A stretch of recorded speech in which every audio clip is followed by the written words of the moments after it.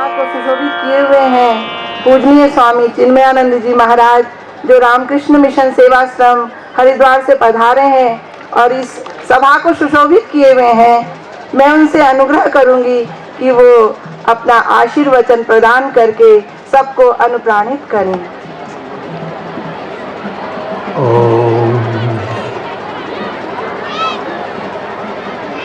मंचासीन विद्वान महानुभावों,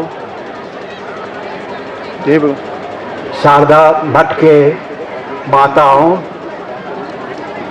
अन्यान्य स्वामी विवेकानंद जी के अनुयायी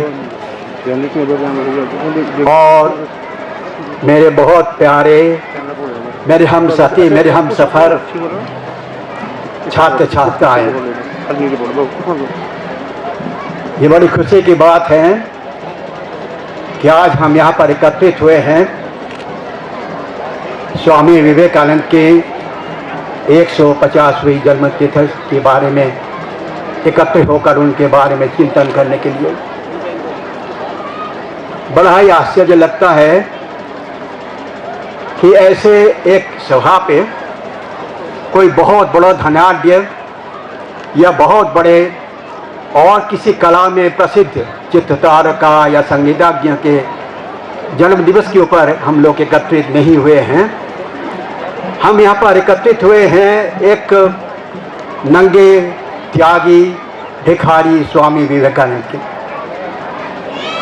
क्योंकि यही हमारी भारतीय परंपरा, संस्कृति या सभ्यता के एक निदर्शन है, जहाँ पर हम अपने जीवन को जितने त्यागी बनाकर दूसरों के लिए, अपने सेवा के लिए और ख़ास तौर पे शुरुआत पे अपने देशवासी के सेवा के लिए समर्पण करें, उस परमेश्वर परमात्मा को जिनको कि हम देख नहीं पाते हैं, लेकिन जो हर जगह पर,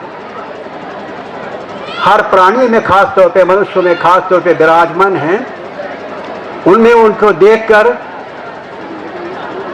उनकी सेवा रूप पूजा में अपने आप को जीवन बिताते हैं। यह हमारे भारतीय सभ्यता संस्कृति के परंपरा है। स्वामी विवेकानंद को आज हम इतने मानते हैं इसलिए नहीं कि वो सन्यासी थे, वैसे सन्यासी बहुत सारे पहले थे, अभी भी हैं, आने वाले दिनों में भी होंगे, क्योंकि वो हमारी एक परंपरा है। लेकिन क्या खास बात है, क्या खासियत है कि स्वामी विवेकानंद को हम इतने ज़्यादा मानते हैं, क्योंकि ये एक मानव प्रेमी थे। और सबसे बड़े हम लोगों को जो चाहिए आज, एक बहुत बड़े भारत प्रेमिक थे। भारत के जो उच्च जो संस्कृति सभ्यता है, जो कि हम हमारे दुर्भाग्यवश पाश्चात्य सभ्यता के हावी होने के वजह से धीरे धीरे खो रहे हैं, उनकी ओर हमारे ज़्यादा नज़र दिए हैं। और उन्होंने कहा कि अगर तुम्हें एक मनुष्य के रूप में और ख़ास तौर पे भारतवासी के रूप में अपने आप को प्रचार करना है, प्रकाश करना है, तो तुम अपने इस सभ्यता संस्कृति को खो नहीं। बड़ी दुख की बात है, धीरे धीरे हम इसको खो रहे हैं। इस चीज़ को हमारे बच्चों को और भी आगे बढ़ाना है। साथ में कोई ऐसा ना सोचे कि विदेश में जो अच्छी अच्छी चीज़ें हैं, जो सभ्यता संस्कृति है, तकनीकी हैं, इसको हम तिलांजलि दें। इसको हम तिलांजलि नहीं देंगे, इनको हम लेंगे, लेकिन सारे चीज़ को ही भारतीयपन पे कर देंगे। हमारे संस्कृति सभ्यता को समृद्ध करने के लिए इनको इस्तेमाल करेंगे। लेकिन आज दुर्भाग्यवश अपने आप को भारतीय कहते हुए हमें शर्म लगते हैं। मैं जगह जगह पर जाता हूँ, बच्चों से पूछता हूँ कि क्या तुम्हें नाज है कि तुम भारतवासी हो? अधिकांश के मन पे ऐसे ही बात है कि उसके बड़े दुर्भाग्य की बात है कि भारत में जन्म लिया है। लेकिन मैं कहना चाहूँगा कि आप जानो, अगर आप विश्वास करते हो कि आपके पुनर्जन्म है, तो कई जन्म के पुण्य के बाद आप इस भारत पुण्य भूमि में जन्म लिए हो। यहाँ के कुत्ते बिल्ली भी पुण्यवान है। इस चीज को अपने मन पे हर वक्त रखना, लेकिन कुपमंडूक की तरह इसी में ही अपने को बंद करके नहीं रखो। स्वामी जी हम लोगों ने हमको कहा है फैलाओ, विस्तार करो, अपने सभ्यता संस्कृति को दूसरे को देकर उनके तकनीकी चीज को अपने पास ले आओ। और उसके लिए हमें जिस चीज की जरूरत है वो हमारे देश के जो युवा संपत्ति है, सबसे ज्यादा संपत्ति हमारे देश में अगर कोई हो वो पैसे नहीं है, वो कोई चीजें नहीं है, वो हमारी युवा संपत्ति है, युवा शक्ति है। इस युवा शक्ति को उन्होंने जागृत किया और आज आपके सामने जो खड़े हैं इस शारीरिक दृष्टिकोण से इसके शरीर 80 साल हो गए हैं, लेकिन स्वामी जी के चरणों में स्थान लेकर ये आज तक 30 साल के नौजवान है। और ऐसे ही नौजवान आप सब रहो,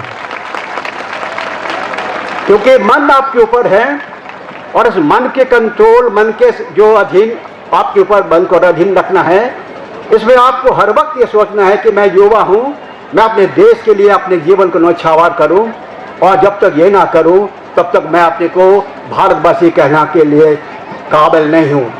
क्या बच्चों तुम हमारे साथ रहकर गर्व से कह सकते हो कि मैं भारतवासी हूं, मुझे गर्व है? कहो भला, मैं भारतवासी हूं, मुझे गर्व है। फिर कहो, मैं भारतवासी हूं, मुझे गर्व है। फिर कहो कि मैं भारतवासी हूं, मुझे गर्व है। और उस परमेश्वर परमात्मा से यही प्रार्थना करो कि अगर तुमको दुनिया में दोबारा आना है तो तुमको इस भारत पुण्य भूमि में ही जन्म हो। यह हमारे देश है, पुण्य भूमि है। हो सकती है हमारी माँ गरीब है, पर इस वक्त विदेश में आप लोगों ने कहीं नहीं गए होंगे। हमारे दुर्भाग्य है कि हम विदेश में होकर आए हैं, वहाँ सारे संपत्तियां हैं, नौछावर हो जाते हैं चीज़ों को लेकर, लेकिन जिस चीज़ के वहाँ अभाव है वो है प्राण, वो है प्यार। अगर कहीं पर है तो इस भारत में है। अब इस चीज़ को आप कभी नहीं भूलना। मैं बच्चों तुमको ये कहना चाहूँगा, दूसरे चीज़ों से, दूसरे संप्रदाय से, दूसरे जगह से अच्छी अच्छी चीज़ को ग्रहण करो, लेकिन आप मेरे को भारतवासी कहते हुए तुम्हारे में नाज हो। इसलिए ये युवा 39 साल में अपने जीवन को छोड़ गए, ये निदर्शन देने के लिए कि 39 साल तक ही, 40 साल तक ही युवा रहते हैं, उसके बाद तुम आगे ना बढ़ो। मैं अपने को 10-5 मिनट के लिए कहा गया था, 5 मिनट में मैं तो नहीं कह सकता हूँ कि हमारे यहाँ बड़े बड़े विद्वान हैं जो कि स्वामी जी के जीवनी और उनकी शिक्षा के बारे में विभिन्न दृष्टिकोण से तुमको परिचित कराएंगे। ये सारे चीज़ों को बड़े गौर से सुनो, लेकिन इसको यहाँ ही छोड़ के मत जाओ। ये ना सोचो कि आज के ये जो कुछ हो गया यहाँ इसको छोड़ के चला जाऊं, इसको साथ में ले जाना। एक छोटी सी कहानी कर कर मैं अपने इस उच्च मनन को यहाँ ख़त्म करना चाहूँगा। वो ये है कि किसी जगह पर एक पंडित जी ने माता गौ के बारे में, भगवती के बारे में बड़े अच्छे व्याख्यान दे रहे थे, बड़े अच्छे व्याख्यान दिए। उनके हर अंश को उन्होंने कहा कि ये सब माता गौ भगवती के ही अंश है, ये हमारी माँ भगवती है। एक सास और बहू भी वहाँ पर गई थी, उन्होंने अभी इस चीज़ को सुना। जब घर में वापस आए तो दुर्भाग्यवश वो अपने खिड़की गेट को बंद करके जाना भूल गए थे, तो एक गाय अंदर चली गई थी। जब आए वापस देखा कि वो गाय अंदर चली गई और उनके जितने फूले हैं उन फूल को अच्छी तरह खा रही है। सास ने कहा बहू को, बेटी इस गाय को भगा के चले आना, और अंदर चली गई। लेकिन ये बेटी अब सोच रही है, क्योंकि वो मेरी तरफ बुद्धू थी, कि अभी तो पंडित जी ने कहा है कि ये माँ भगवती है, इसको मैं कैसे हटाऊँ। हटाने की कोशिश कर रही थी, हट कर रही थी, लेकिन वो गाय तो बड़े जोर से अपने लंच कर रही थी, तो इसलिए उसको कुछ नहीं कर पाए। फिर उन्हें कहा कहाँ बाहर करूँ, क्योंकि पंडित जी ने कहा हर जगह पर ही तो भाई भगवती का ही अंश है। यही सोच रही थी। अंदर जो सास है वो सोच रही थी क्या बात है, ये गाय को हटा के चले आना है और इतना देर क्यों कर रही है। आके देखे कि वो गाल पे हाथ लगाकर बैठी हुई है और गाय बड़े जोर से खाला खा रही है। कहते बेटी तू इसको भगा क्यों नहीं रही है। कहते माँ क्या करूं, आप हमारे पूजनीय हैं, आपने कहा कि गाय को बाहर निकाल दो, और यहाँ से पंडित जी ने कहा कि माँ भगवती है, इसको बाहर करना भी मुश्किल है, बाहर नहीं जा रही है, मैं क्या करूं। तो गाय ने कहा, सस ने कही, उन्हें कहा, अरे बेटी तू धर्म को पंडेल से घाट तक लाइए क्या, धर्म को तो वहीं छोड़ना चाहिए था, यहाँ छोड़ दी इसको पीठ, वो धर्म को वहीं छोड़ना चाहिए था। तो तुम्हें मैं कहता हूँ यहाँ जो कुछ कहते हैं यहाँ छोड़ के मत जाओ, साथ में ले जाओ, अपने जीवन के इसके ऊपर अपना बताओ, ऐसा ना कहो कि यहीं छोड़ जाओ। परमेश्वर परमात्मा से प्रार्थना करता हूँ और खास करके स्वामी जी से प्रार्थना करता हूँ कि तुम सब लोगों को वो बुद्धि दे जिससे तुम एक अच्छे भारतीय नागरिक बनो और भारतवासी होते हुए तुम्हें नाज हो। जय ठाकुर, जय माँ, जय स्वामी जी।